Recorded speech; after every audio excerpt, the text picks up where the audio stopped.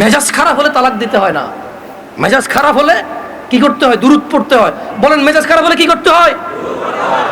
ওযু করতে হয়, শয়তান থেকে আশ্রয় চাইতে হয়, চুপ থাকতে হয়, দমন করতে হয় নিজেকে। তালাক দিতে হয় না মেজাজ খারাপ হলে। তালাক দিতে হবে ঠান্ডা মাথায়। কি মাথায়? বুঝে শুনে ক্যালকুলেশন করে যে না আর হবে না, হয় ও আমাকে মারবে, নাহলে আমি ওকে মেরে ফেলবো।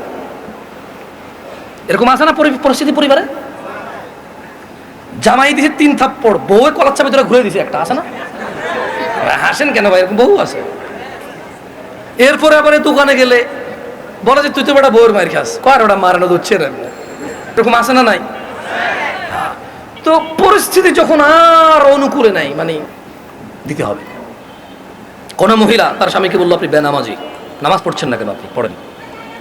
স্বামী পড়লো না, সময় দিল, আপনি পড়েন, পড়লো না। সুদ খায়, ঘুষ খায়, বলে যে আপনি সুদ ঘুষ খায়েন না, খালো। সুন্দর করে বললো, নম্র ভাষায় বললো, বলতেছে, নসিহত করতেছে, সময় দিল। এরপর এক পর্যায়ে বললো যে আপনি এক ওয়াক্ত নামাজও পড়েন না, এভাবে তো বিবাহ জায়েজ নাই। যেহেতু আল্লাহ নবী বলছে কাফের আর মুসলমানের মধ্যে পার্থক্য হচ্ছে নামাজ, আপনি নামাজই পড়েন না এক ওয়াক্ত, আপনি কিন্তু শুদ্ধ হয়ে যান, যা করেন করতেছেন, নামাজটা ঠিক করেন।